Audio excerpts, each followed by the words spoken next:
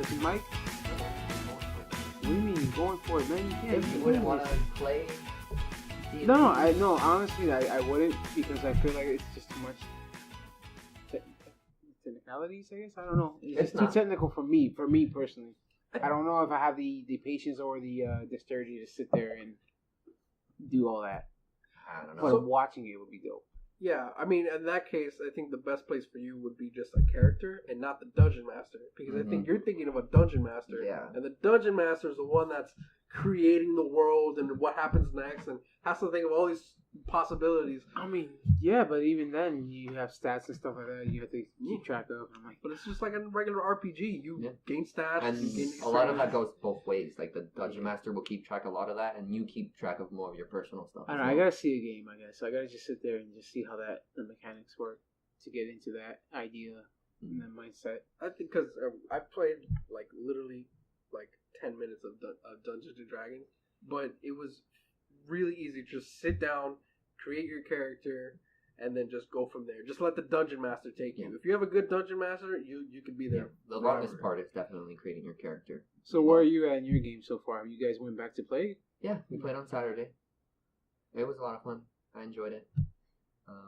So I think the best way to start off a podcast is to just right into the conversation. I see. I don't need to do introductions. No, We don't need to tell people who we are. I've already said how much of a problem I have with the name and people being confused by it. What if I just go even further and don't even do an introduction? No introduction necessary. We're just gonna start talking. And that is our intro. How you doing, guys? No, you gave me hosting capabilities. I'm taking those hosting capabilities and going crazy with it. Shoot, go for it. Just kidding. I'm Steven. I'm Benny. And this is Tony. And we're AIM, which stands for? Yeah, we're artists in media. A couple of dorky, nerdy friends who like to talk comics, games, as you can see, and just overall D&D, apparently. Overall fun stuff. Sometimes. Actually, no, I really would like. Like I said, I would like to sit down and really see how that game is played. It's a lot of fun. It takes a lot of imagination for it. But you're seeing it more and more in stores and stuff like that. You go to these stores now and they sell a lot of the dice. So that's something that was only Stranger Things for that one, I think. Yeah, yeah. That's what. Oh, well, yeah. There's the whole retro aspect. But yeah, you know, I mean, you go to Target, you go to GameStop, you go to these places, you see that, you know, merchandise, and it's pretty cool. So it's a cool concept. Yeah, I dig it a whole lot. What we're trying to do here with this podcast, we'll kind of have weekly discussions. Usually we'll center around a topic and we'll have a discussion based off of that. It's a little dry in the gaming department as far as news goes. I think we'll still touch on news a little bit here and there, right? Yeah, sounds good. We got about 2 more weeks until E3, so but exactly. I think that's what it is. We're 2 weeks away from E3. Stuff is a little quiet. There are some leaks here and there, but the stuff generally is a bit on the quiet side. So what we'll do when we don't really have like a centralized topic to discuss about, we'll go ahead and maybe we'll just talk about what we're playing, whether it be video games or something like D&D. And then I think second half we'll talk about news. Yeah, and majority of the time you'll hear us rant and rave over something and hear our perspective. Yes. Or we can just talk about our favorite cereal and go completely off topic. Cereal. I don't think we're gonna have to go that far. Captain Crunch, okay? Okay, Captain Crunch. Fruity Pebbles. Hello. Yeah, look at that. Synchronization. Yes. God, we don't know each other at all. But yeah, so what have you guys been playing? What's up? Who plays video games here? Okay, so I will start this one off. I recently got the Detroit Being Human game. I wanted to sit down and play, but I guess the story was so intriguing that my wife ended up grabbing the game. And I must say, just watching it, it's just like watching a movie. You know, it was amazing to see the different paths that you can make, and also get an idea of what the replay value of the game is, because for each path you actually open up other scenarios. So what do you mean by by path? How does that? They basically, you start off the game in 3 story beats. Each character has their own story beat, and as you progress through the game, you make these choices, which increase the story. Right. Towards the end, after you finish the whole scene, they open up this. What's the word I'm looking for now? Wow, Like a web. It's like a web, yeah. So it tells you which path you could have gone had you have done something different, or have you not looked at a mirror or an accessory. Yeah, I was gonna say how branching does it get when it comes to these like spider web? Well, that's the thing Ordeal. is that a lot of that stuff is locked. So it basically tells you what you touch. So let's say a screwdriver, and it gives you a hint of like if you didn't touch this the first time, or if you waited after the fact, you had a dialogue exchange. These are the 2 other branches you could have had unlocked. Oh, okay. So I think instead of a spider web, it's more like a tree branch. It's It's like you look at it like a branches skill out to tree. Different things. Yeah, so the concept's really cool because it intrigues you to the point where it's like, you know what, maybe I should have done my actions differently to see where this goes. Should I had been more cold-hearted and not care, or should I have been more sentimental and just overall like the idea of you can be bad or good and you can see the outcome, or you can be neutral in the middle. Are there like clear cut lines when it comes to whether the character's actions are good, bad, or neutral? Like renegade. It depends on the characters. So one of the primary characters named Connor, he is a hostage negotiator. So he works for the police agency in a sort of sense. So whenever you do something, there is a percentage. It starts to go up. The meter goes up, and you start to see, oh, this guy's more trustworthy than you. So you're getting more percentage to doing the right path. And when they get nervous, you can see there's an indicator in each of the robots. So it starts to drop. He doesn't trust you, or he doesn't trust your actions. So a lot of the way you look at the world through his eyes is try to be as neutral as possible. Or that's not the way you're forced to play, but if you want to get a serialized story, is that something that you as a player tend to play your games? Do you play as if it was you in those shoes, or if it's the character? So now, like I said, I'm not playing this game. I'm watching my wife play. Me personally, I was involved emotionally because I put myself in that scenario where she was playing it for devil's advocate. She was like, you know what? I want to see where this goes. And she was reading all the dialogue and trying to get basically her version of what can happen, where I think I'm just more linear. I just really wanted to get the best path and see what the right outcome is. But there's no way. Is there a best path? Like what's the structure of the way the game That's the thing. progresses? The way at the end, it basically shows you a map. I don't know if you guys ever played The Walking Dead. Tall Tales ones. At the very end, it's like, oh, you and 86% of the people chose this path. Yeah. So you feel like it has similar, aspects to that. Mm-hmm. So it drives you to want to go ahead and play and choose those other paths. So it's pretty interesting. Have you gone back and like replayed? Not yet. No. This, like I said, this is my first run yesterday, and we played about 3 hours in, and I was just so in love with the story and the music and the look of the game. So. But that's something I want to do. I want her to finish and have her experience, and then I want to go back and do it my way. What you said you started with Kara, or you started with? No, Connor? you don't get to choose. So it starts off the game. Okay. Yeah. So the story beat is those 3 characters, but you start off as Connor, who is the detective type character. Then you have Kira, Kara, who she, from what it seems so far in the story, she was bought by someone who couldn't afford her and abuses her. And spoilers, I guess, but hey, sorry for that. I will say some things that will spoil a little bit of it. And then, like I said, the last guy is someone who's trying to understand what it is to be human. I think he's the main. Yeah, he's like the rebel, isn't he? Yeah, supposedly he's the one who converts the androids to gain a sense of the world. Pretty much, but you don't get that feeling the first time you play his story. Yeah. It slowly progresses into this bigger world. Each of them have piece of dialogue that makes you like, oh, whoa, there's something bigger going on in this game. So that's as far as I got to it. So without adding any more spoilers. How easy it is? How easy is it to be a total dick? Like, can you just you can flat out. line it? Yes, so that's the thing. I played the demo and exactly. That's what I was thinking. Without any understanding of the controls or even trying to give it a chance, I just wanted to see how the game played. I beeline to the whole thing, didn't investigate nothing. Yeah. I killed the guy with the gun and killed myself with him included. And that scenario was that's it. That's not a spoiler because this was the demo, guys. No, you're good. But yeah, I completely I played it like a jerk, and then actually physically get into the game. Now you have a different perspective, and you're like, oh man, wait a minute, this is okay. Let's see how this plays out. So it was a cool concept. Yeah, if you have played the demo, that's the scenario where the android Connor is on the roof, and there's a hostage situation with another android and a little girl. Correct? Yes. In that scenario, basically Connor shoots the android, and then the way the path I chose. Yeah, yes. And he shoots himself, or he gets shot. He shoots the android, the guy holding the little girl. Yeah.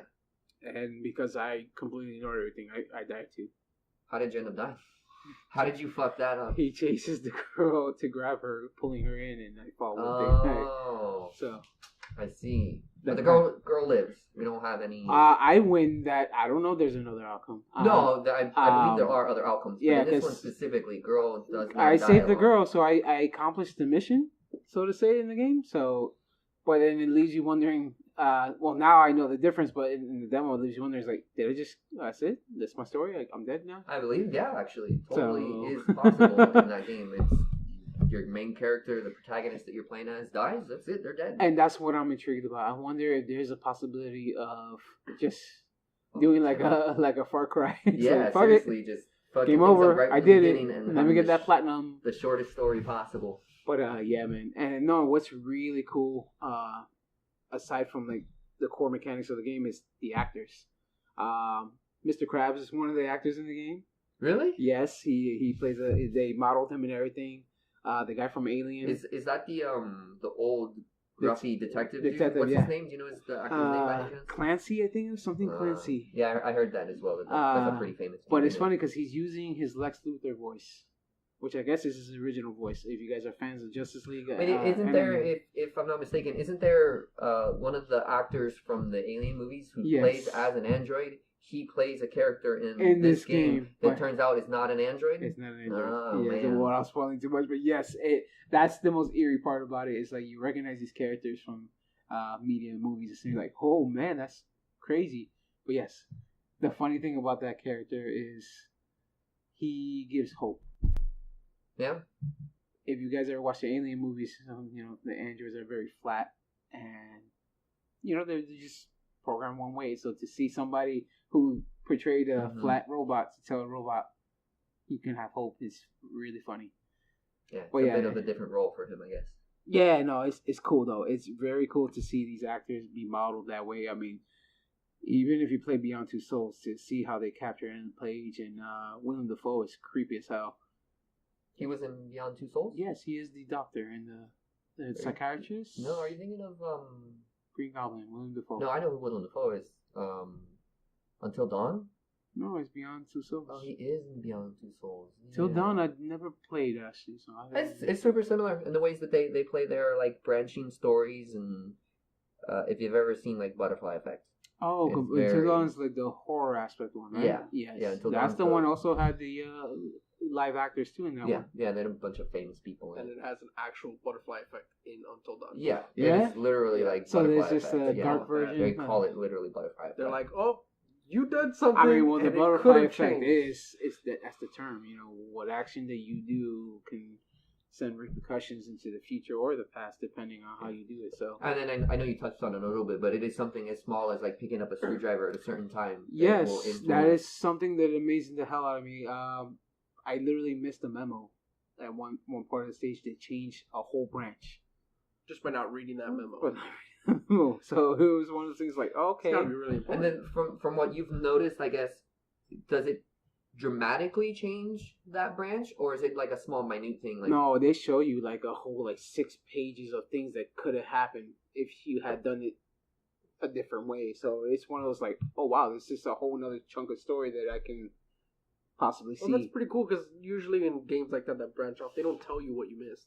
They kind of like force you to go back and play. Well, technically, this one doesn't either. You got to go back and you read the one thing you picked up, and, Mm-hmm. and then you put your own common sense to it. And you're like, oh, okay, well, I'm not going to touch one that. thing to just like go back and figure it out, but you know, like you don't have to go diving too deep to find out. Oh, you have to pick up the screwdriver Yes. at a certain point in time to do this. That's the And then thing. you The get to see controls in the game too are very weird, but once you get used to it, well, it follows the same as like Heavy Rain, correct?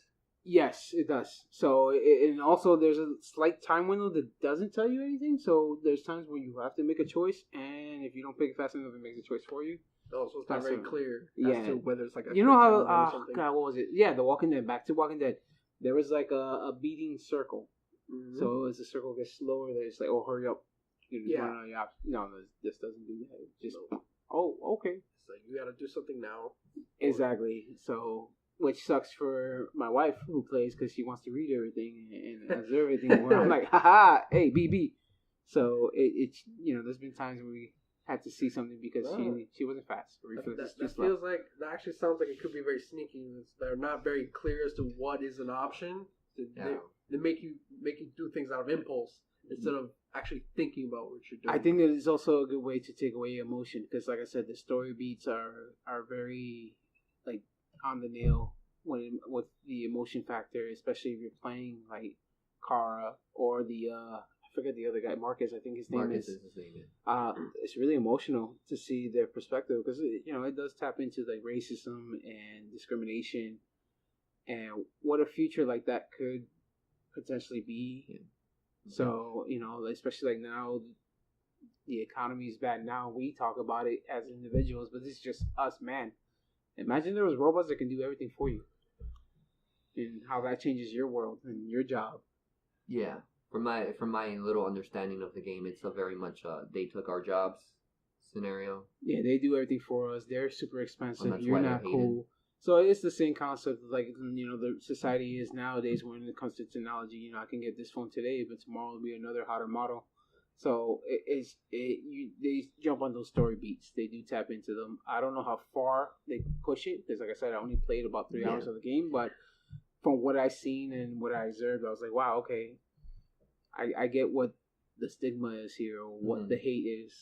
Do you find the characters endearing? The main characters, the main protagonists, do they come off as androids? Do they? At first, you'll see it. You can literally see it. There's no emotion. They don't project themselves.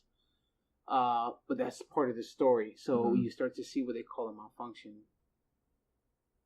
and that's how you start seeing the characters as characters from there on. So that's something. I mean, like I said, I wonder if they tap into it or they just, they just for emotional sake they change them up a bit. But it seems pretty cool, the concept, because you really feel like, oh, I'm just a damn robot, and then all of a sudden it's like, whoa, hey, I felt that. I felt that pain she had. I can see her project that pain or that anger or stuff like that. So it's pretty cool. Oh, that sounds dope. I imagine you're going to keep playing it then. Watching. Well, for me, like I said, I'm watching, and I'm very excited to finish seeing how that game plays out. I'm a huge fan of those kind of games too. I'm not gonna lie. To see something where it's just cinematic. It reminds me back in the day when you weren't allowed to play a game, and you're watching your uncle or older relative. You just play through, and you're like, all right, this is cool. Like for me, it was when I was a child. It was Resident Evil 2. I wasn't allowed to play it. I was too young, and I was scared. I remember being I used to sleep with a Bible, man. Like I used to be that scared of it. Oh boy. I was very sensitive in my mind, I guess. I'm also very like hyper imaginary, so my imagination got the best of me. At that time, I lived in Connecticut. Underneath the apartment we lived at, the bottom was a club. Mm-hmm. So you hear a lot of the drunks, and it fed into my imagination. I swore to, like, I looked out the window and I see zombies. What in reality, it was just drunks. It was just drunks, but you can, correlate those two things. And you're like, haha, the world's ending. But yes, it's that feeling though. That's the amazing feeling, is to watch the story play out. That's also what hooked me onto the game. Is just the story. To this day, it's my favorite series. I know people have their gripes, but I fully enjoy it. And like you were saying, they were talking about the game. What was it, the remake? Yeah, we'll touch on it in a I little can't bit. wait to see what they do with that. Yeah, there are some rumors related to that. We'll get into. But yeah, In a enough bit. about this game. What about you, Tony? What have you been playing? Lately, I've been dabbling into Warframe. It is a big game. It's very popular. It's been out for almost more than 10 years, I believe. Wait, at this what? Point. Warframe is very old. 10 years? No, Are I you thought sure? that just came out with the PS4. Yeah, did it not launch with PS4? Or was No, it PC? did not. It was PC at first. Oh, that makes sense then. So they've had a lot of time to work on this game. I just started getting into it. I did play it once before, but I kind of put it down pretty fast. Yeah, I tried it way back in the day for like 20 minutes or whatnot. Yeah. I didn't like the way the combat felt. Everything felt very like swimmy, and you didn't really have this, like the characters didn't lock on to each other, so you would like do a sword slash or whatnot, and it would just do a sword slash. There was no like reinforcement behind that slash, or it didn't feel impactful when you would hit something. Like the aftershock, like when playing, was it For Honor? Yeah, there's or a recoil when you hit even somebody. something as small as like Destiny. When you would get like the swords in Destiny, it tends to lock on to whatever enemy that you're trying to aim at. There's absolutely no auto correction. Yeah, I don't know. I think that really adds to a game. It made the sword swings in Destiny feel impactful. So I had that problem with Warframe and put it down, but they've done a lot of shit to change that game. Yeah. Oh, definitely. Yeah, they recently just came out with a brand new expansion, Fields of Eidolon. There's a bunch of new weapons that you can build.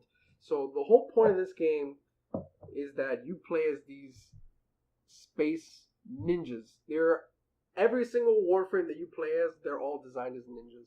Right. And especially in the very beginning, you choose your first Warframe, and you pick your gun. Usually there's like an option. You have a gun or you have a bow, and then you have as a secondary, as a melee weapon, you have a sword or 3 shurikens if you want to go full Genji. Right. And then there's also crossbows that you can use as a secondary instead of a pistol or something like that. And there's a lot of different things that they have. The whole ninja thing. You have a dojo for your clan as well. You can build the dojo. There's actually robotic samurais all over the place. What kind of game is it? First of all, it is a FPS MMO. Is it open world? It is not open world. It's all mission based. Yeah, isn't it maps or? It's got a bunch. You go through the star chart as you start off on Earth, and you go through the entire solar system. Were they not adding an open world to that game? I feel like I remember. There is the Fields of Eidolon added a sort of like open world like space. a hub area, basically. Yeah, like a hub. Is there lore to the game, or you just is player versus player at that point? There is PvP. There's PvE. They have certain locations. The very first one I went to, is in one of the first 2 worlds you go to. I believe it's called Cetus. And you have bounties that you can do that help you go through there. But you can enter into a location. It is an open field where other people can join in. And there's a bunch of things for you to do. But you can get very lost in these locations. And the enemies within there vary between ranges from very low to very high. Yeah. And it's still free to play, like you. It's still yeah, free to that's gonna play. be my question as well. And how intrusive are the microtransactions? So they're all very in your face. Yeah, they're very, very. They're always going to be put right there. But this is the reason why I put it down the first time. It's just all you see is platinum. Yeah, that's exactly how it happened for me. Yeah. Did you guys see that the Harry Potter app that they released? That like mobile Harry Potter game? No. It's literally like so in your face with the microtransactions that you're like creative characters like a little kid. Yeah. And they're being like tortured and being choked. Oh my and you goodness. have to like there are ways to pay to get out of being like choked and all that. So is it that intrusive? Yeah, right. No. No. So I mean, it's intrusive to the point where there is a market, and the market is based on the platinum. But this is the very big but in the game. Everything that you can buy with platinum, for the most part, everything that you need, so in terms of weapons and warframes especially, can be built with credits, which is the currency that you earn in the game. Okay. And that way adds a whole new flavor to the game. because you buy blueprints of these things. So to get a Warframe, which is a character you play as, you have to buy the Warframe blueprint. In order to build that blueprint, you have to buy 4 specific Warframe other blueprints, a chassis and optics, and then some other pieces. Yeah. You have to build those separately. Then you put those pieces together to build the Warframe. Oh man, it sounds like a lot of grinding. You can shortcut all of that by paying for it. You can shortcut all of it by paying for it. So pay to win. No, I No, wouldn't say it's that's not pay to win. because you can definitely grind it out, and it encourages Okay. you to grind it out because the game, obviously, if you just bought everything immediately, it's not really worth it. They don't believe in instant gratification. It's there if you want it, but they do encourage a grind. For example, one of the main parts that you level in this game is through mastery, and you can only upgrade your mastery once a day. After you upgrade it, if you try to refill that XP bar to mastery again, it puts a counter. Like, you can't do this until this counter ends. Oh, okay. So it does nerf you a bit. Yeah, so it encourages you to play day by day, keeps you going, keeps you coming back because you want to get better. The higher your mastery, the more guns that you can build, more things that you can do. And the different Warframes that you have influence the different things that happen.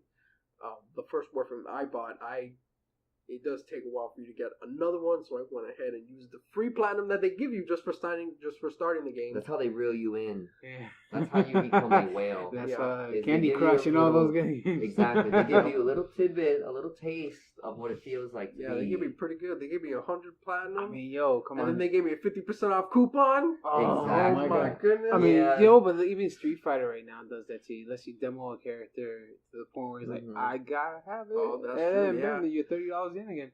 But So this is how I cheated that system. You see, I bought a character that gives me double the resources, so it's half a grind. How did you pay for that character? I used the free stuff.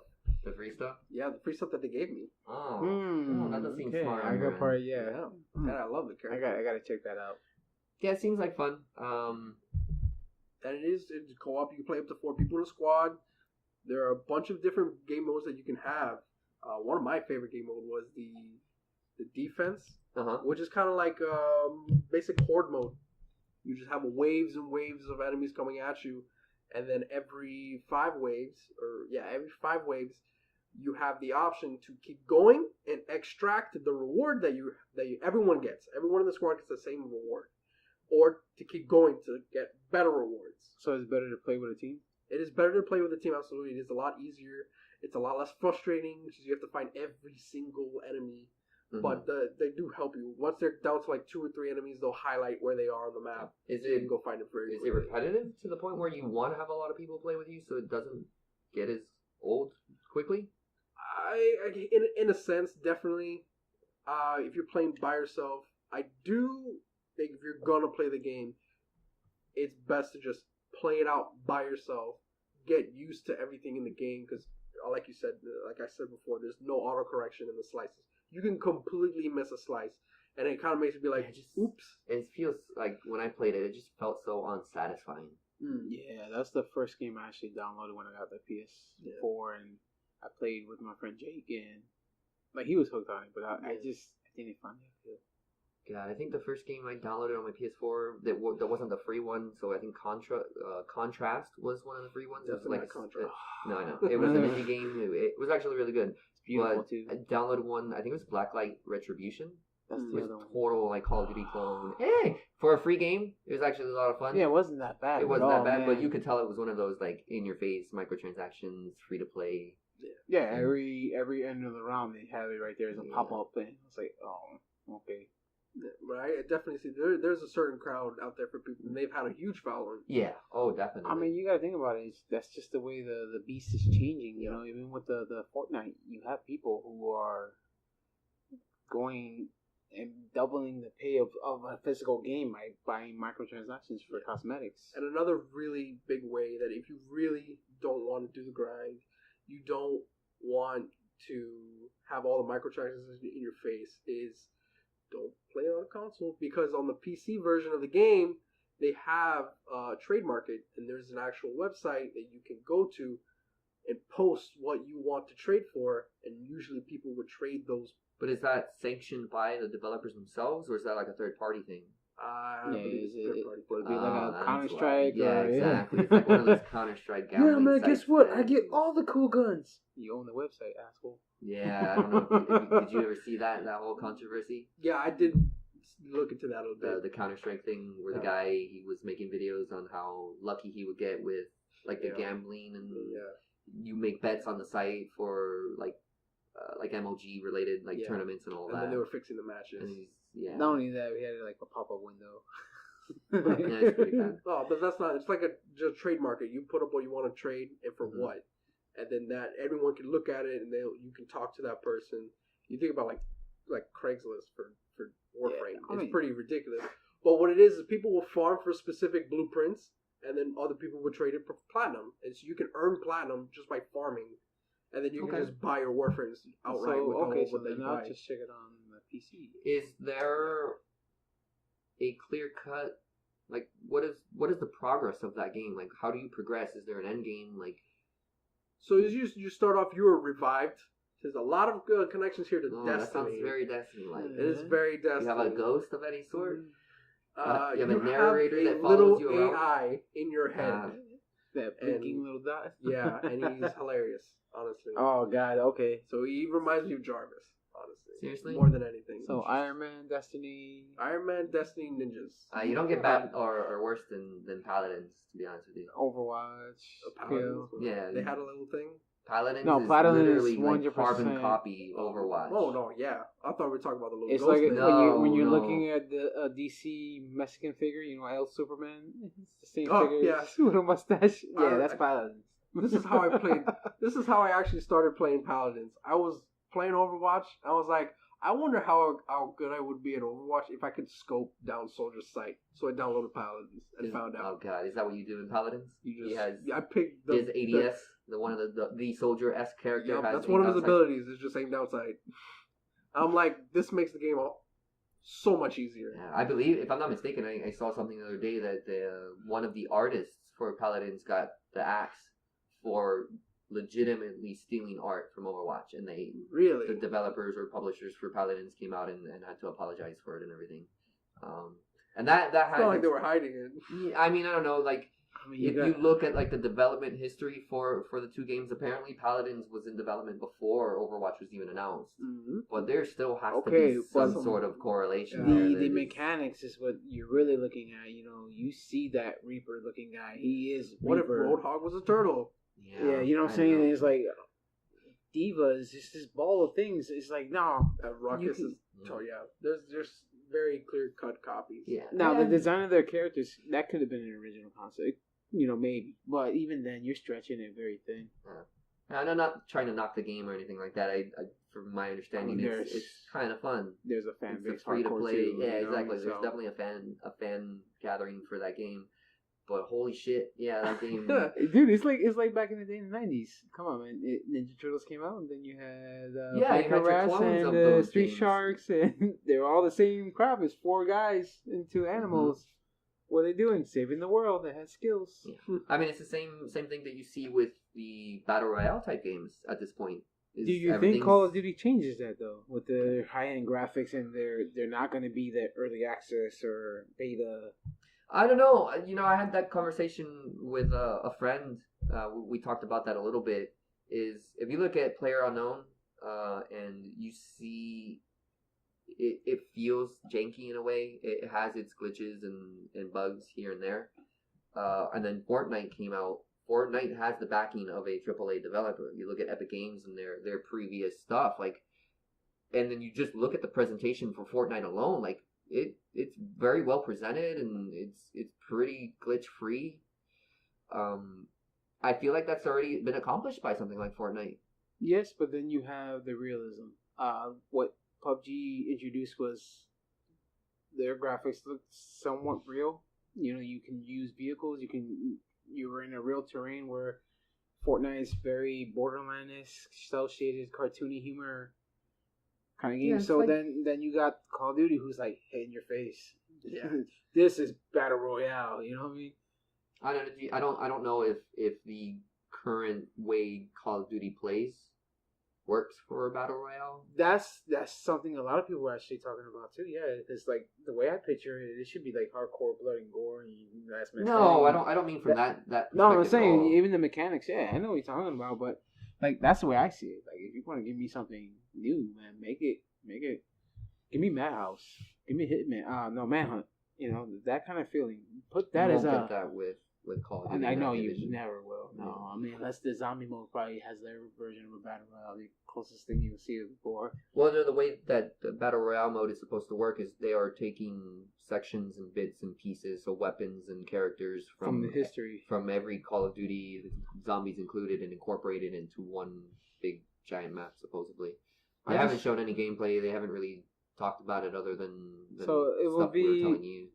Wait, what maps are we talking about? Are we talking about the zombies maps? Or are we they talking didn't about? Clarify. They said the because even then, that'll just look like if they do the regular story maps. I mean, what are you doing? You're gonna start off in Cuba and work your way through, or something like that? No, it's not. I mean, it's not a story or anything like that. Think of like the Player Unknown's Battleground map or the Fortnite map. It's just one big giant. It's one generic land mass. Yeah. So what do you do when you Call of Duty? You could have different sections of the map being. You know, different Nuketown or different terrains. I mean, it would be really, exactly. If they do like Nuketown or they even incorporate like the main storyline maps with some of the zombie maps. There's some zombie maps that are like, oh, wow. You know, I think was it the Romero mission where you had these pods launch you throughout the map. Yeah. Yeah, I think it was in that one, and I was like, "Give me that. That'll be cool to have." I think that's exactly what they're trying to pitch it as. Is they're going to take something like that, like. You know, a launch pad thing in one of the maps and incorporate that into a certain section of the Battle Royale map. So depending on where you go or where you land, could have different gameplay quirks or mechanics that would dramatically alter the way you play in that specific area. That'd be dope. I mean, it'll be tongue tied. No, it'd be dope if they had like the Nuketown actually just go off. And just like a chunk of the map. Yeah, the map is gone in one half. Is like that's how you could like find something to activate like a nuke or something, and that little section becomes literally like unplayable. And that's it. Or at one point, you just crack it down the middle. Like, okay, now you got to figure out how to get to the other side. That'd be pretty fun. Yeah, that game looks like it, or at least Call of Duty. Even the multiplayer zombies part of it. It looks good. It looks like a huge blend of Black Ops 2 and 3 without the exoskeletons and stuff. So no air thrusting or dashing. None of that. How was it? No free running. Titanfall kind of feel. Wall run. None of that. All of that's gone. But I don't know. I kind of like that. But they did do that a whole lot, and people kind of got tired of it. Yeah, but that's what Call of Duty is. Very quickly. Yeah. Call of Duty is repetition. You know, they added a little bit of a new gimmick, but it still starts to feel like the same as last year. Yeah, I think that's what makes me excited about the new one is the battle royale. Yeah, for the fact that, you know, that's not only a controversial move on their end, you know, like, hey, there's no story, but we're doing this, but also maybe that'll revamp the franchise, you know, get people interested in COD again, because, I mean, the last time a big Call of Duty game came out where I remember, like, people want to line up for it and stuff like that when they go to these places to pick up the game. It was just Black Ops 1 when that one was announced. No, there's been big... Black Ops 2 was huge. Black Ops 3 was still big.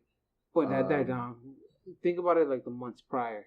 You know, it wasn't like the Grand Theft Auto, which, look at, till this day, people buy the hell out of it no matter what price range that thing goes. If you look at sales figures, you can see that World War II is one of the better selling right ones. now, yes. Yeah. Up to recent, yeah, but I mean... So that Call of Duty's still, like, huge everywhere. But even then, they had to go back to basics. Yeah. I mean, they changed it up, which is what people wanted. People wanted to get rid of the whole futuristic wall running, jumping, and all that. I mean, because how many times can you kill Hitler? How many times can you live in that time frame before it becomes to the point like, oh, look, another escort mission or another train mission, or you know what, assassinate this guy. What if I killed this guy? Plus, those games never really give you one of those feelings of like, oh, okay, this is how you change the timeline either by doing this action. So it gets repetitive. Yeah. So yeah, aside from the Call of Duty, what have you been playing, Steven?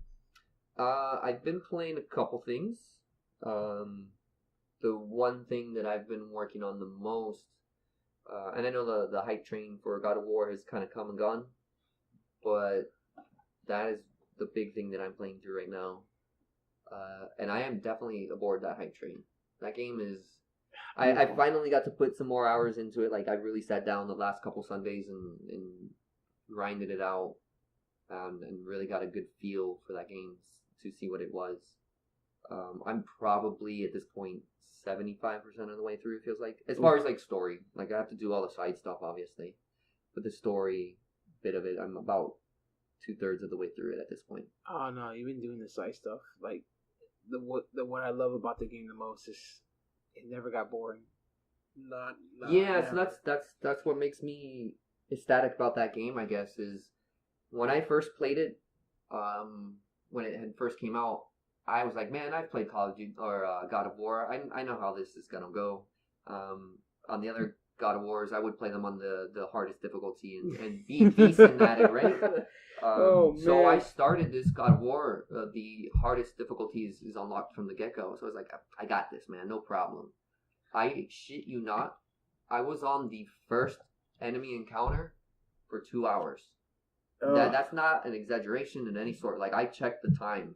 I was there for 2 hours on the first enemy encounter, trying to learn the controls and trying to learn how the combat worked. And at first, it wasn't frustrating because I was learning, but the combat seemed very simple. I had not unlocked anything. The Draugrs, the basic enemies in the game, they would kill you in literally 2 hits. Yeah, You would just get destroyed in 1 or 2 hits.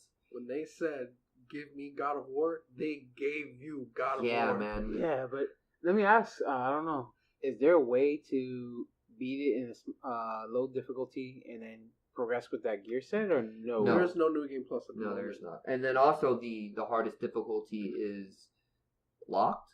So once you started at that difficulty, you cannot change it to a lower difficulty. You have to start the game over. Wow, that's a big kick in the nuts. I was like, it tells you before you start. It lets you know that's the case. And I was like, fuck it, I can do it. No big deal.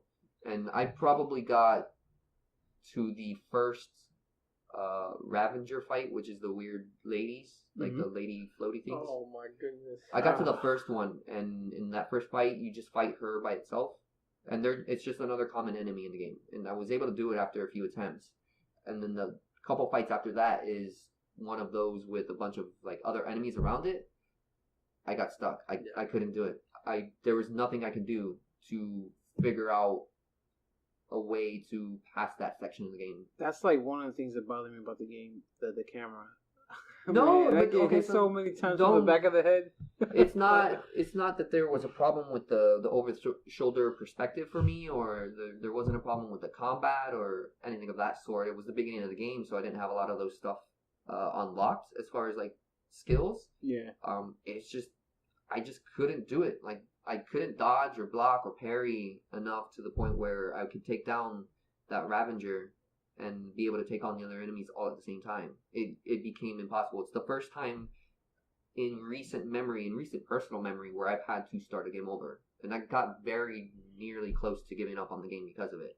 But that's not the game's fault. Again, that's totally my fault. I was the jackass who got overconfident and thought I could do it. No, that's just brutal. Even like I said, I played it in 2 difficulties. I played the normal and the easy, and even both had their challenges at certain points. I'm playing through it again on the normal difficulty. To be honest with you, it's a cakewalk compared to the hardest difficulty. I don't think I've died more than a couple times, to be honest with you.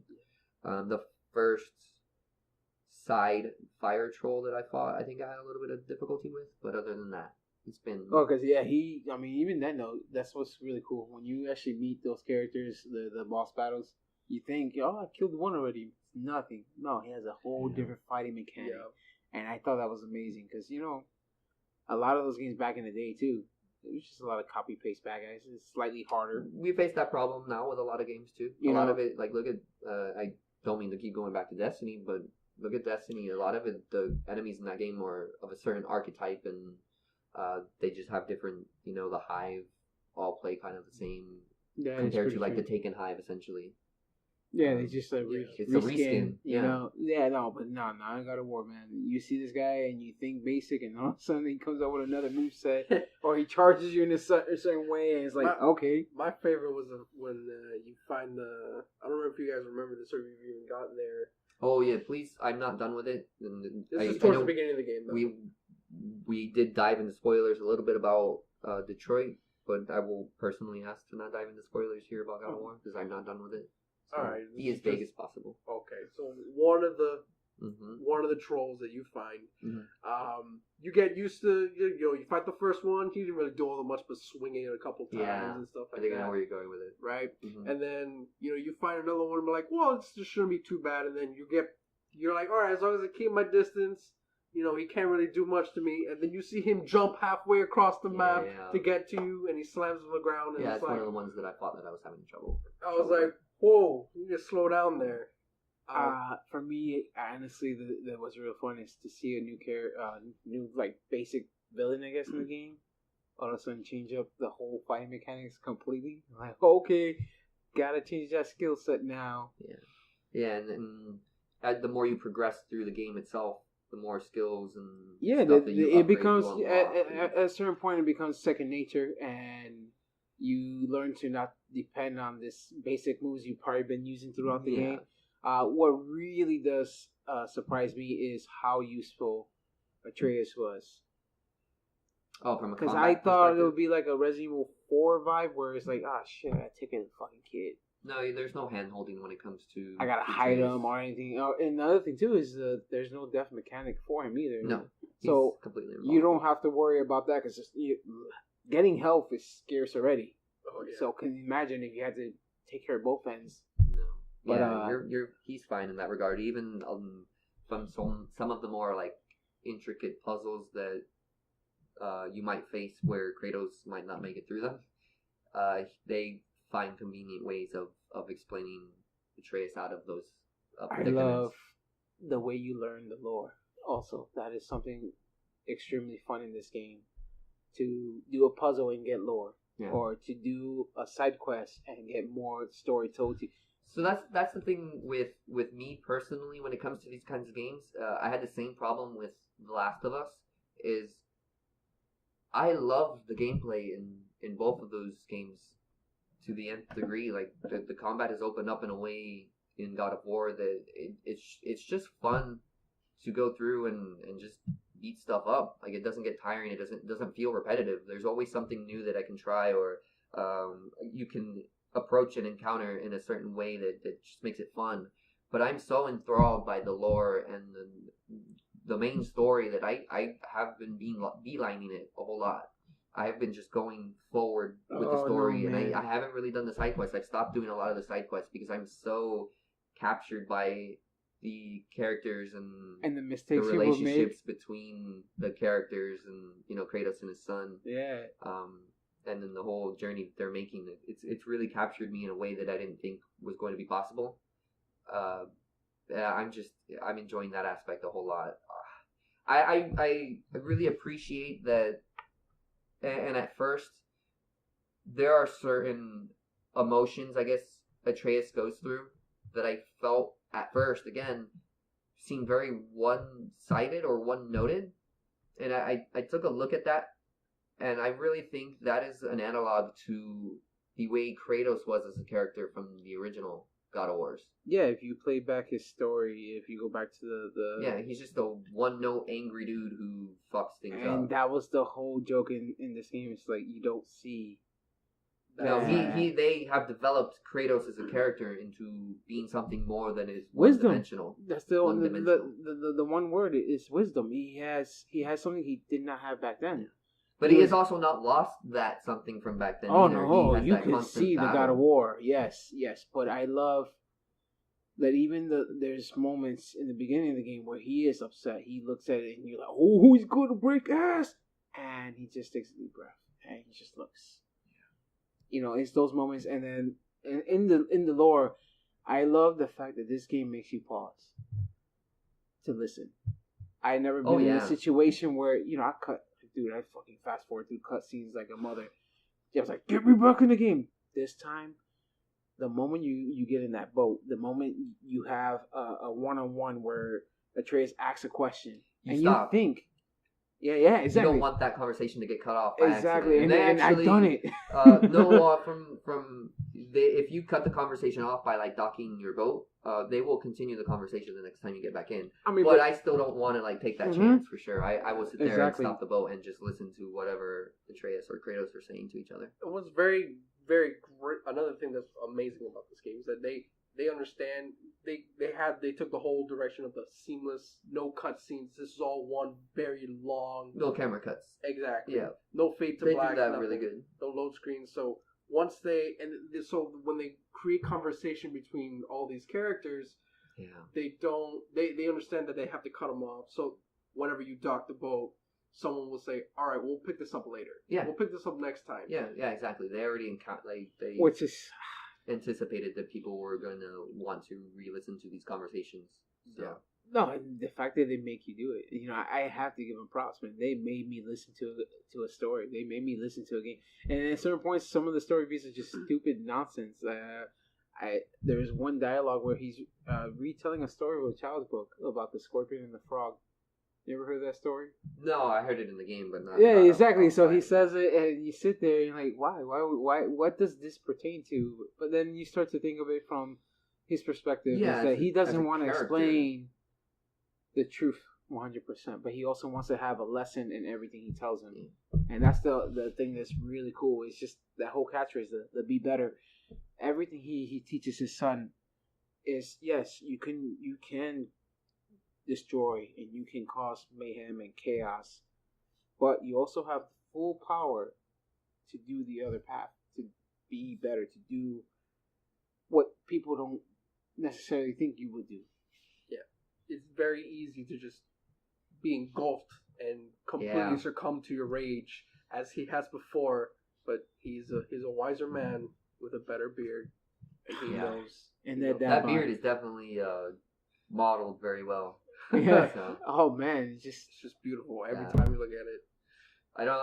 I can barely remember what Kratos from the older games looks like at this point. This is now my, like, you have your head canon about what characters look like when you first think about them. Kratos with a beard is exactly what I see now in my head when I come to think about God of War. Yeah, when I got that moment in my head was actually when you meet the stranger, and that scale moment where he just stands next to him. I was like, oh shit, wow. Because the original God of Wars, you're tiny. The way the camera shows you. Yeah, it pans out to show you scale. Exactly. And scope, so you don't basically. get a sense of, like I said, scale or scope when it comes to Kratos. I mean, you can see he's powerful. Yeah, I give him credit for that. They do it in different ways in this game. They But they will pan the camera in a way that it shows scale, but from a different perspective. Exactly, but to see someone talk shit to you and you're like 6'3", and that guy's like He's 5'4", easy. and he's like, please, you don't want to set me up this way. But yeah, amazing game. Yeah. So I'm enjoying it a lot. Like I said, I've gone away from the side stuff. I'm trying to get to the end, and I'll more than likely go back after the story stuff itself is over and done with, and I'll try to get all the trophies, platinum it. Have fun. Yeah, I know. Can't be that hard. Like I said, it is nowhere near as difficult as it is on the hardest difficulty. Fighter on Valkyrie. normal. Fighter Valkyrie, that's all I have to say. You'll get there. Besides that, the only other thing that I've really been playing to any sort of degree is something I never thought I would get myself into. I've been playing a lot of Hearthstone.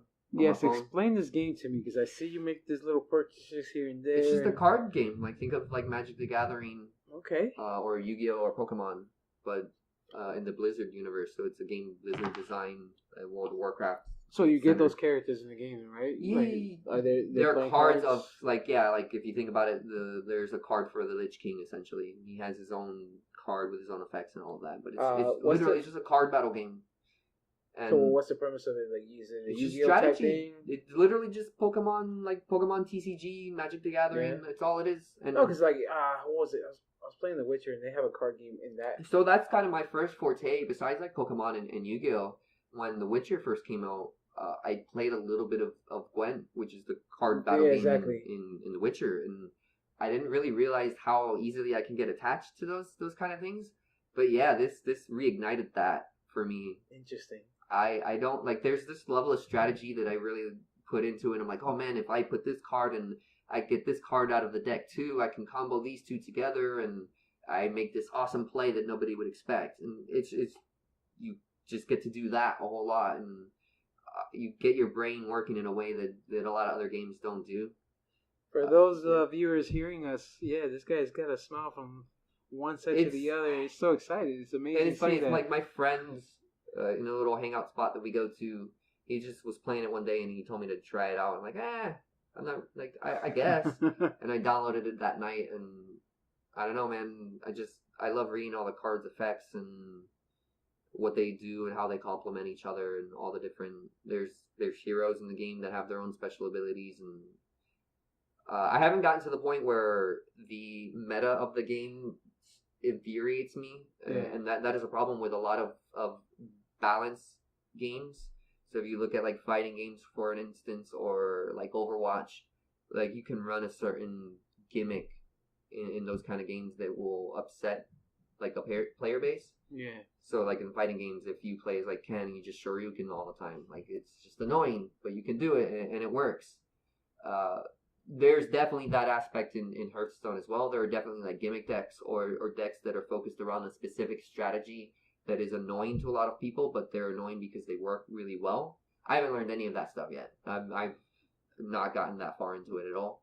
I'm still just trying to learn how the fundamentals work and all the different cards and how they correlate with each other. But I know that's coming, because I also played a while ago the Clash Royale game, which is a free-to-play mobile. I think I've seen you one It's time. kind of like a tower defense mixed with like a card deck system. Yeah. In that game, I got to the point where I could tell immediately if a guy or a person was using some form of gimmick to try to win. The meta, and it just like those, the meta, exactly. Those tactics do become infuriating after a certain point. It's like, oh man, now I'm playing this guy in this deck. This is super annoying. If you think back, I think it was Mortal Kombat 9. They basically made Princess Kitana the button smasher character. You can literally just spam her fans, aerial down, and you can dominate anyone just by pressing 2 buttons. Where, then you lose the combo system. You lose the aspect of like, man, this is not a real fight. But that game reminds me a little bit too of the Kingdom Hearts one. For the Chain of Memories? Yes. I remember that one. Yeah, Chain of Memories is another one where it was a card battle system mixed with a normal like action adventure game, and I actually really enjoyed. Now that you mention it, I actually played that a lot. So I guess I do have a little bit of a history when it comes to card games. It just works your brain in a way that I appreciate, that you don't get from a lot of forms of media. In the same way that I feel like fighting games do the same thing. Well, that's the whole point of branching out. For me. Your style of gameplay. Like for me, man, for the longest time, it was just I only played fighters and I only played adventure games. I never would have thought, going back and talking to myself and like, hey, you're gonna love Destiny. You're gonna love this. Like, man, I don't play those damn first-person shooters. I don't care for that kind. But sometimes you give yourself a chance and you try something new, and man, you get hooked. You get hooked. There's nothing. Let me tell you, there's no better happiness or excitement that you can get from opening a brand new pack. Yeah, you get the same feeling from Hearthstone, man. I honestly, you get that I draw. put $60 into the game already, so I've paid the price of a full price game for it. But I think it's worth it. What? Like, at the end of the day, if you do that, still smiling right now, and you're not regretting the way you. Not yet. Like I said, I know it's gonna get to the point where I'm going to start to understand the way the game works and how people do stupid shit in it. So. Have you done anything competitive wise in the games? I know that just play ranked matches online or whatever. Nothing special. And that's pretty good. Like Hearthstone's actually really good with the matchmaking system in there. So you're not going to be finding anybody that has too much more than you do. Yeah. So that seems like pretty basic matchmaking stuff in it. I haven't gone against people who I feel like just have a level of knowledge in the game that I don't expect. I gotta check that out, man. I know I have it's fun. it there. Download it on your phone. It's free. Free to play. You're probably gonna have to put money into it if you want to get anywhere with it. But yeah, I think the game earns it. But I mean, honestly, hearing you talk about it, and hearing the excitement, I mean, I can see myself jumping into that and just messing around. Yeah. So yeah, so that's kind of what I've been playing. Just those two. titles at the moment. I think we're gonna take a quick break. If you don't mind, sounds good. Yeah, we can do that. We'll take a break. We'll come back and talk about some news around the industry, and then we'll call it there. Sound good? Yeah.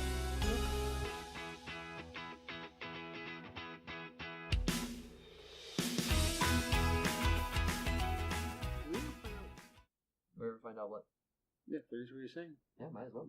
Just started. I was finding if people could actually comment on our podcast or anything like that. Yeah, they totally can. Yeah. Please do that.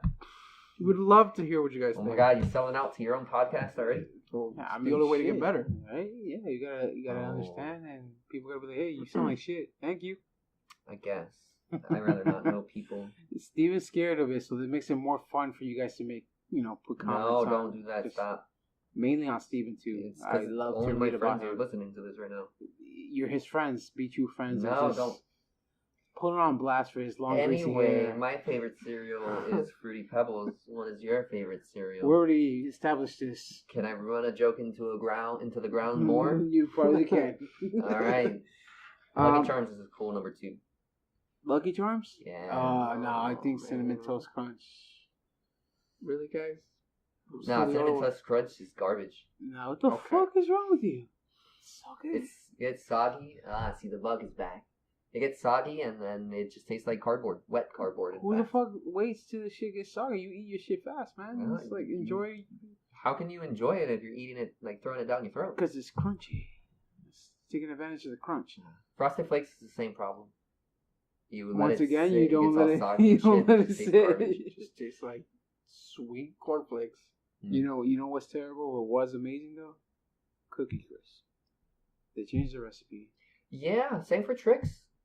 Trix is another one. Trix yes. does not taste as good as it used to. And I like bootleg Cocoa Puffs because they taste like the real Cocoa Puffs. Just to get that on point. Trash. There goes another thing to talk about. Steven's lack of love of chocolate. Gross. All right, but let's get back to the story. Welcome back. Yeah, I think cutting this out in parts is an easier way for us to kind of figure out what we want to talk about. And like I said at the top of the episode, I think part 1 is definitely what we've been playing, kind of what we've been going through the last week. And part 2, we can, during this dry spell, we could talk about a little bit of news tidbits here and there that I've read about. We just let people know what's going on in the industry. It's nothing crazy. Don't get me wrong. I didn't pick anything that's nuts or anything like that. But it's just little things here and there. They tie a little bit into what we talked about last week, which was E3. Just some more rumors and speculation on that front. The first big one. A couple of these stories are related to Capcom. Because I know you're a huge Capcom person. So yes, I am. So I'm so hyped for this. The big one is Resident Evil Remake. We talked about it last week. If we thought it was going to be a thing for this E3 that's coming up, do you still agree? Still happening? I don't know, man. There hasn't been any talk about it, unless, like I said, you have something new to tell me. But yeah, I don't know. It's just kind of where the game is going and what it's going to look like from an article, I guess, on something called Rely. I guess it's a website of some sort. But apparently these guys leaked something before, so these are semi sort of reliable, but take it with a grain of salt no matter what. I guess to summarize it a little bit, it's going to run on an optimized RE engine, which is the engine that they used for Resident Evil 7. The game is aimed at 100 or 1080p on standard PS4, 30 frames, and 60 frames native 4K on a PS4 Pro. They think, supposedly, that the game will be the best looking Capcom game by far, and has the potential to compete with something like God of War. Oh, I guess the bold statement you got there. The more important bits are that the camera will be more in line with Resident Evil 4. I'm happy about that. But supposedly stylized in some way in execution. So I don't know what that means. That could be a lot of. So will there be moments of like Resident Evil 7? I don't know. Guess? You know what I think of when I read that line? all I can recall is the remember the first Hulk movie that came out? Yeah. And it was like the comic book cuts, and you see Okay, the comic book then it panels, became real. like super cheesy and No, overly stylized. If you want to get an idea, I think the Doom movie. The whole movie's this whacked out story, but then it became Doom guy at the end. Yeah, that first person section. Yeah, that's the only saving grace in that movie. The only other thing that I see here is in relation to the technology from Resident Evil 7 is the photogrammetry. So Leon Scan? might be a real actor who's probably fucking ugly or some shit. From my understanding, that's what that is that they take photos. It's photorealism modeled into the games. Which was the controversial thing with Chris, because you went from Beefcake to very average Joe, but still had the persona of a badass, and nobody can see it. Yeah, apparently, I guess this is touched on in the article. Is Capcom took note of the fans' confusion over Chris's model in Resident Evil 7. People didn't like it. I didn't get to play that bit. So. He did not look. I mean, look, if you're gonna do that, cool. Find someone who actually resembles him slightly. If you want to get a good idea, he had like a Mark Wahlberg face in the Resident Evil 5 and 6, and John Cena type, physique. To go to just a regular, very skinny guy. Joe Schmo. Yeah, he had a very generic face, and that really stuck. So he didn't look like Chris from at all. Like steroid Chris. No, like 100% the face. Punching. No boulder punching. He was very skinny. Well, he's back to, I guess, the way they set him up in the original game. Well, but does he look like that at all? No. Weird. So if you think about it, Chris has been done the worst out of all the remodels. He's been changed so many times. So the definitive one is the boulder punching Chris that people like. Boulder punching. Maybe I should play Resident Evil sometime. 5, man. Go back. Play Resident Evil 5. He straight up goes Incredible Hulk, bro. Yeah, seriously. Literally punches boulders. It's great. They have also supposedly are using outside contractors who worked previously on Resident Evil 2 and 4 to work on this game, and that the game won't lose its like classic Resident Evil design elements. So That's amazing, feel like a Resident Evil because game, that one's the hardest in the franchise for the fact that you can't really get a shit ton of bullets. You're only minimum like 3 guns, and claustrophobic the whole way through. So and then the first Resident Evil remake, wasn't that more of a like retexturing and remodel? Yeah, it was the first game. It was a completely redone game. But they didn't change camera perspective or gameplay elements. The gameplay's still the same, and the camera's still the same. It was just what was it? I would say like the Shadow of Colossus. Reboot. Yeah, exactly. Type thing, remaster. Where you can see the details, because back then it was that pixelated. Yeah. Like blocky. PlayStation 1. Yeah, so you take a picture of someone and just kind of glue it on a pixel body. Gotcha. And then this one seems to be much grander in like scope and in vision. If any of this is true, you already have my money. I mean, the moment they said they were doing a reboot, I was like, sold. I have this game in so many versions, so many systems, so I'm very excited to see what they do with that. Cool. So what's the other Capcom news you got here, man? So something I read randomly on one of the little sites that I visit. Apparently, Greg Miller on one of his podcasts, or maybe it wasn't a podcast, it was a show, something of that sort. Greg Miller basically stated he was 99% sure that the new Devil May Cry will be at the C3. So, are we talking about the new Dante or the Dante that we all love? If you look at the rumors that have come out for that game over the last few months, it's the sequel to Devil May Cry 4. So this would be Devil May Cry. This would be the traditional Dante. And the one they've been pitching, because, I mean, you see in Monster Hunter and a couple of these other games. Yeah, it's the original Dante. It's white-haired Dante. Cool guy, Dante. The other Dante was cool as well. I don't know what people's frustrations he had over that Dante. What was it, that British hipster swag, I guess? Yeah. I mean, like I said, design-wise, it is a cool idea, but what really pissed people off too, he alienated his own character. There's a scene where he wears a wig for like a brief moment. I think that was hilarious, and they did that on purpose. He's like, "Fuck that," so. I guess he comes off as like very like too edgy for me, bro, kind of character. Yeah, he's a definitely like Sonic the Hedgehog, like type. Shadow the Hedgehog. Yeah, exactly. You're like, you don't give him a gun. Yeah, I don't know. I thought that character was fine. That game, from an aesthetic standpoint, the art style and the music, and the level design, the way they warped reality with the demon world. It's a cocaine was rush, amazing. man. It's like, once that you get into it, you hear that music, you hear that heavy metal and the gothic themes, and yeah, you're lost. Yeah, I dug that DMC Devil May Cry game more so than I liked, because I had never played Devil May Cry at all on the PS2, and I remember when I got the PS3, there was a demo for Devil May Cry 4, and I tried it out, and it was alright. It was nothing like, I didn't get attached to it in any way. I don't know, playing those back now, it just gives me that Soul Calibur feeling. I love the game for what it is, fighting wise, but the story's just so fucking outlandish and like meh. Yeah.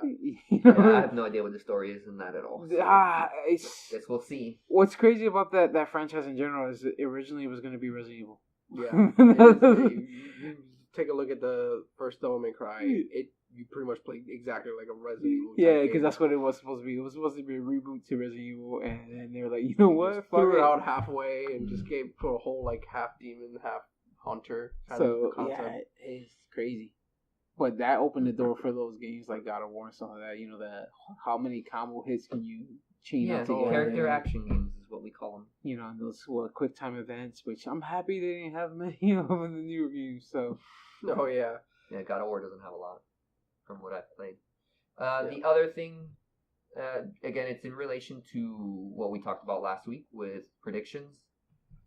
Smash Brothers, I guess there's a new rumor going around. And I was trying to see where the source for this rumor is. I couldn't really find it. And it doesn't seem like anybody's gone out of their way to debunk it either. Supposedly we might get Ridley and Simon Belmont in Smash Brothers, which are two characters we didn't touch upon at all last week. I didn't think of. But I know Ridley was one that was... I mean, Ridley is because I know they got debunked before. Yeah, from Smash Brothers for Wii U. It's because he's a huge character. He's too big. But man, Simon, if you want to talk about the classic roster, I hope they make amiibos for that too. Because man, shit, I will have my whole NES setup right there. And then, that's one guy that would be dope. Now, do you think they make classic Simon Belmont, where it's just one whip attack? Maybe a couple. Oh, I wonder. Like, do you think they go like Mr. Game and Watch with it, and it's exactly literally like 8-bit, 16-bit, and that slow ass jump, and then maybe he has like a grapple to pull you aside. That would be interesting. I considering that you brought it up off air, the anime that's on Netflix is really popular. It'll be more in line with that, I think. I mean, either or, it's still fun to see. I just love the retro characters, man. Just give me those guys. Once again, I'm still hoping for Bomberman. He's got to get some kind of recognition there, or if not him, the other one that people like friends of mine and stuff been talking about is Contra. It'd be so stupid, Contra, but yeah, like Contra. Think of it like an ice climber type thing. It's just the two guys back to back just shooting shit. Yeah. I mean, if I was thinking about it a little bit. If they do bring Simon Beaumont from Castlevania into it, that opens the door for Konami. And I know I said last week that I don't think Snake would be a thing at all. But if Konami's lending out, Castlevania character, then and they really do see a Snake. They really need a push for Snake since the whole maybe Kojima throw thing. a wrench in it and they'll throw in Raiden. Why would you? Raiden, oh yeah, he fits the fighting style though. I mean, he was in if you remember the PlayStation All-Star. Yeah, he was. So that kind of that might be that can be a thing. Yeah, there, it could be like a weird crossover kind of thing. Yeah, licensing thing or something. That'd be interesting. He's also never appeared on a Nintendo platform for what it's worth. Snake was in the Twin Snakes, the Metal Gear Solid 1 remake on the GameCube, which I believe was their justification for including Snake in the first place.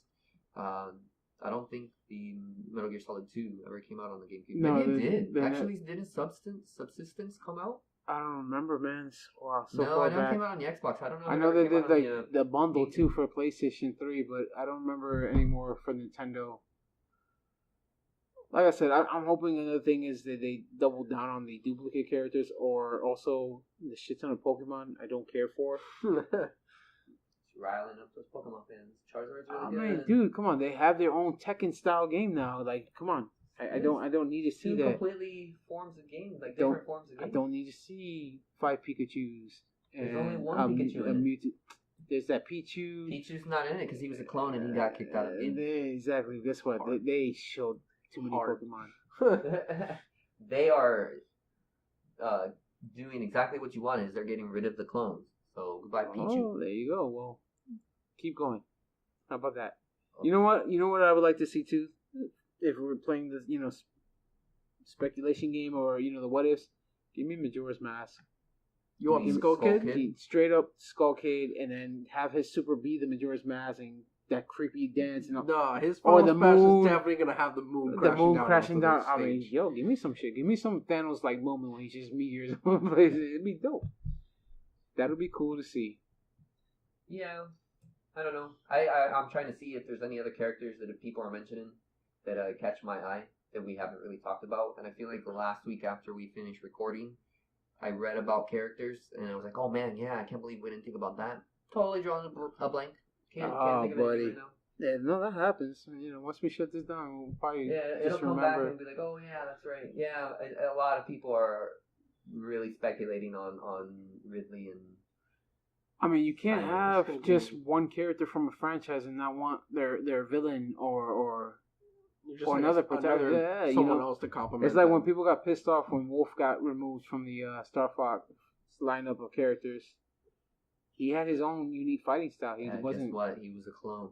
No, not necessarily. Oh, he's the definition of a clone that you were complaining about last week. You kidding me? Wolf had a whole different fighting style. No, his down B is down B is We'll go back and play this. His side B is the dash, like Fox and Falco. Falco is basically Ken. They are very Ken similar. Ryukuma. But who is here sitting that he liked? Maybe I am a contradicting fucktard. How about that? Contradicting piece of shit. There we go. And you be the first one to fucking play a clone character. Shut the fuck up. I never said. I was the one. Oh man, I'm peeking here. Yeah, you are. You're peeking. He gets very emotional. Who was telling you that even though they have very similar movesets, their properties are dramatically different. No, but there's certain ones that you're like, oh, dude, come on, that's unnecessary. Like right now, if you play the original Ganon, it's Captain Falcon. Yeah, it's like, and then you just reskin them. Basically at that point. And slow them down. They have a lot of different things compared to, or he has a lot of different things. Now he does, but not when he first got introduced. When he first got introduced, he was more like just a bad clone. Yeah, it was slower kicks, slower. Yeah, that's one character out of the 40-something. And then there's, like I said, the Pikachu. He's a lot different now. Now he's kind of evolved into his own character because he's got the Warlock grapple. Yeah, exactly. Yeah, exactly. No, it's completely different from Captain Falcon's side. That and I give him credit for. Then you do that. You change him up to the point where he is an original character.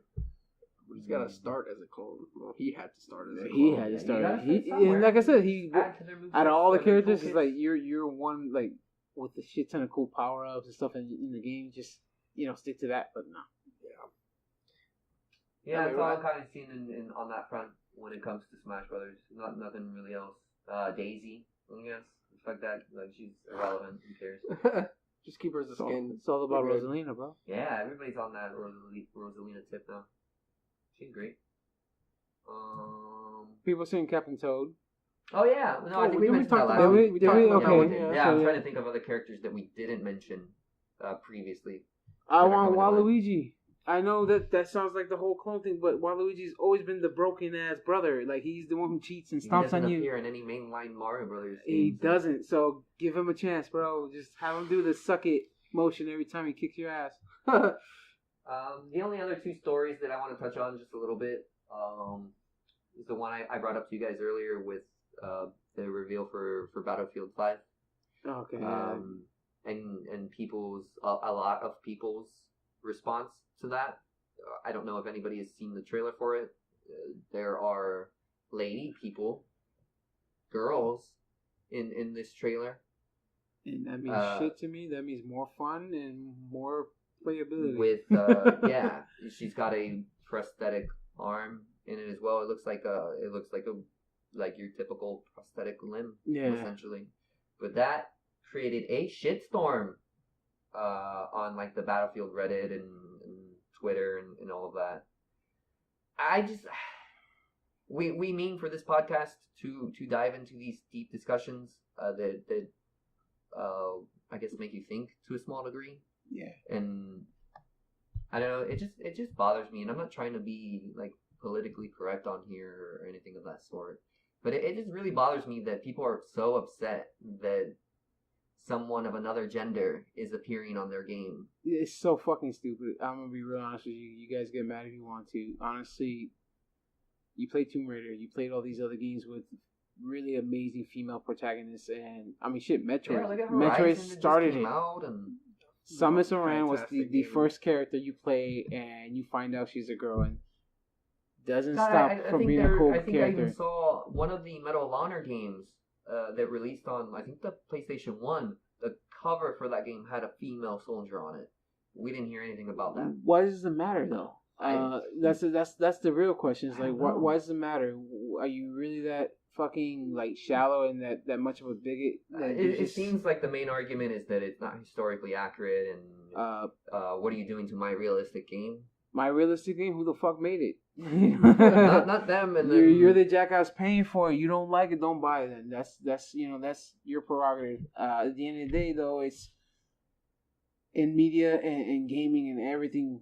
You have to have a sense of reality where I want to put myself in that person's shoes. When I play this character, when I beef him up, when I change his color, his skin, I want to believe I am that character.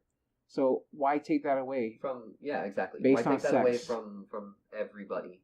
Yeah, no. Exactly. So in other words, like I said, it's a stupid. One is just stupid as argument. It is, and that is honestly the side a lot of the Battlefield developers are taking as well. It's why take that away from an individual? You want because they get their ass beat by a girl. Yo, a girl's gonna just scope them, and I hope each of these assholes get just murked.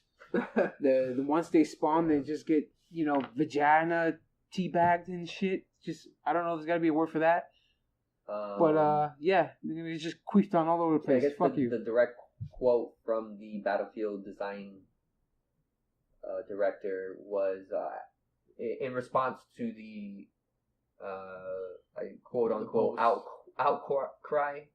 Is I knew this was going to be a fight when I pushed for female soldiers in Battlefield. I have a daughter, and I don't want to ever have to answer the question of why can't I make a character that looks like me because you're a girl. I fundamentally feel to my core this is the right way, and I will find myself on the right side of history. And I think many people will play the game despite their reservations, and maybe learn something about either history or themselves. Because that's the other thing, is that the outcry is that it's not historically accurate. Is it takes 5 seconds to go on Google and see that there were definitely female soldiers in World War II.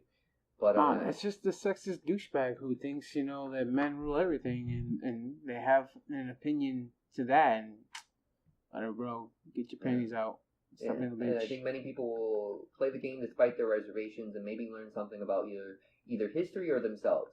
That is part of the making games. That is part of the making games art. That's a weird sentence there. That's a direct quote? So. That is a direct quote. Yeah, I think he went onto the Reddit and talked to a bunch of people on the Reddit. And if you look at like the trailer for Battlefield 5, it has nearly 300,000 dislikes. I wonder how many views it has in total. But that's kind of crazy, man. We as a society just really need to turn around and self-reflect on a lot of stuff, because this is a problem. Definitely. I mean, at this point, you just gotta learn to grow up. Come on. Yeah. Why does I just really want to know why it doesn't matter? Yeah. Like the individual, like that. You don't.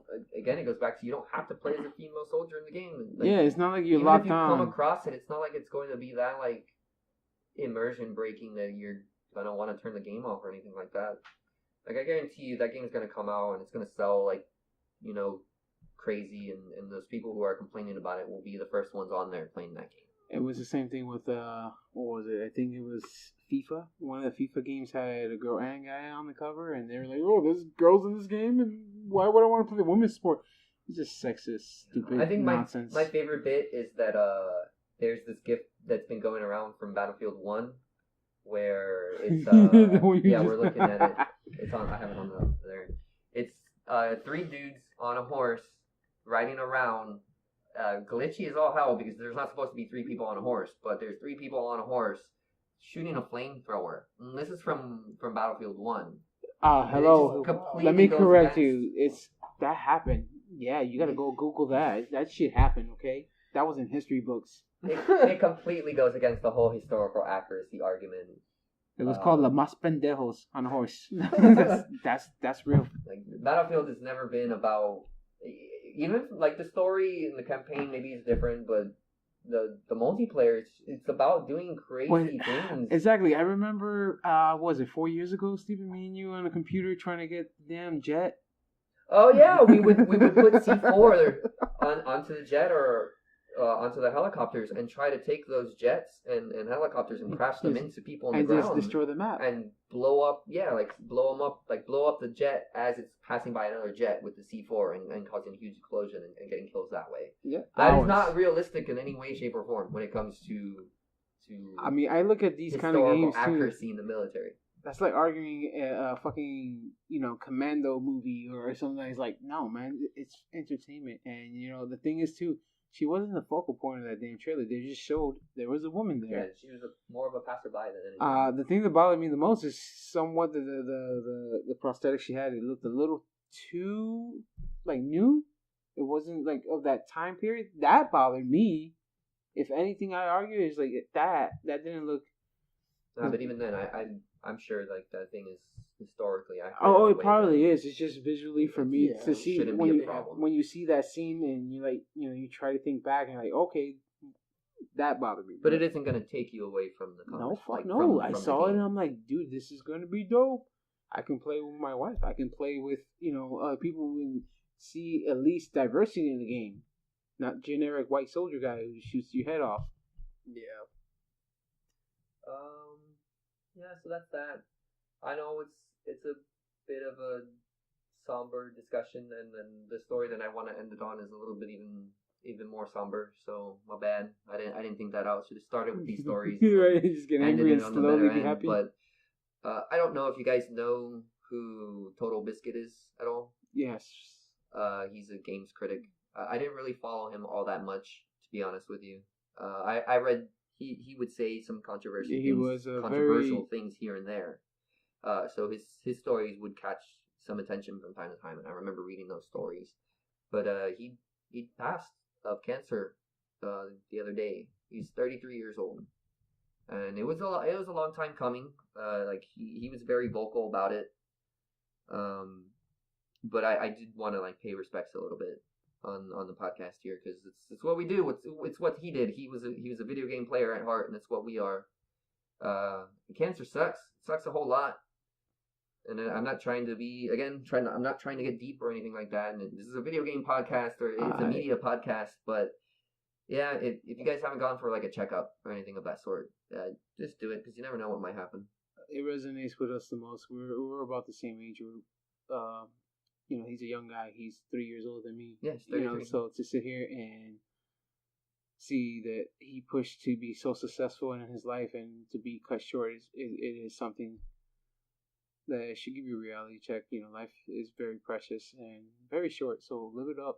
Yeah. Take care of yourself, and yeah, I just think he ties in a lot to what we're trying to do with this podcast, and we're going to start streaming soon as well and see how that goes. He's the kind of person that I want to be when it comes to what I see myself in the future. I can't program or develop levels or anything of that sort, and I'm working on how to articulate the way I word stuff, but I would love to be a critic in that same nature. So yeah, I definitely think this is super related in this podcast, and it was something worth mentioning. I mean, we can only hope to get to that level, and it would be awesome.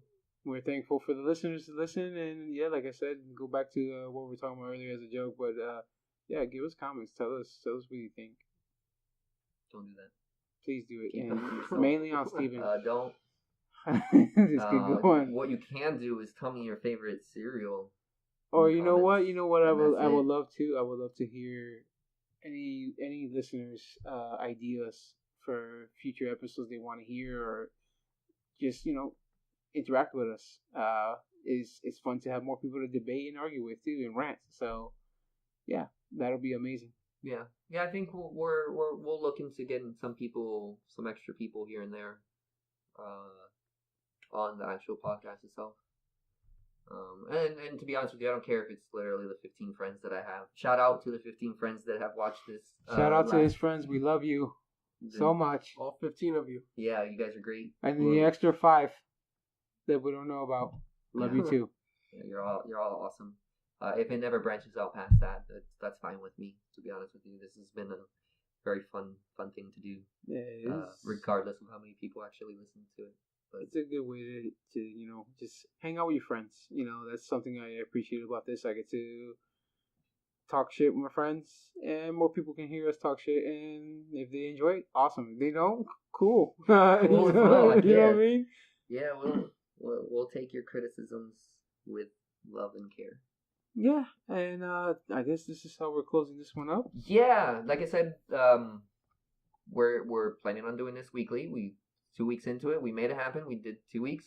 Episode technically 1 is what I'm naming this. Last week was more of a test, and this is more of I feel like how our structure will be going forward.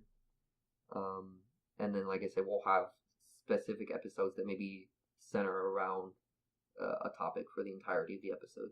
Yeah, and you guys are cool with that. Yes, and okay. Yeah, they can see us evolve as we evolve. Yes. So that'd be really cool. Yeah. So tune in next week for favorite cereal topic discussion. No, man, we gotta change. Maybe like dessert. I don't know. Yeah. I feel like that's gonna be my gimmick going forward. Is how many times I can bring up cereal. So, that's gonna be a thing. That's gonna be his meow. Yeah. So get ready for the cereal conversation, guys. Yeah. And send Steven a lot of cereal. If you guys see my Facebook stuff. I'll give you his info. He loves that shit. Yeah, I think we'll wrap it up there. If you want to follow me on Twitter, it's at KOTD45. My name is Steven. Do you guys have anything you want to plug? Well, we can't plug nothing yet. I'm setting up an Instagram in regards to this podcast and our stream too that we'll eventually open up to. So soon, we'll soon have all that. And well, hopefully when we get the stream going, we'll have Twitch. We'll have some Twitch streams going on, and I'm also thinking Twitch. We can have some, if it gets popular enough, and we have some people if they want to join us in on some of the games that we're playing. Maybe we could do like a fighters with some of the people that are listening. We could do some stuff like that. We'll have an account set up. We'll have more information on that going forward. Mm-hmm. Definitely. And if there's anything you guys want to join us on, once we get everything set up, do not be afraid to let us know. We'll love to hear everything you want to say. Yeah, for sure. And I think I'll try to get this uploaded weekly on Anchor. So this is more for the Anchor folks.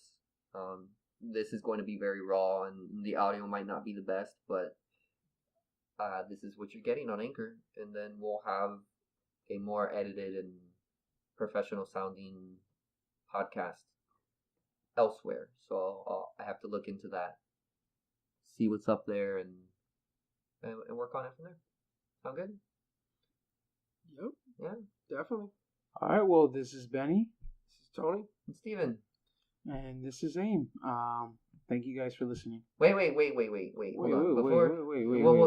bit of raw brainstorming. Okay. Are we AIM or are we AIM podcast? Like, thank you for tuning into the AIM podcast. Thank you for tuning into AIM. What are we doing about that?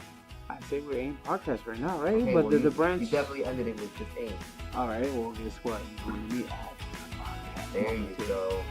Thank you for listening to AIM. Boom. Perfect. All right. Bye, guys.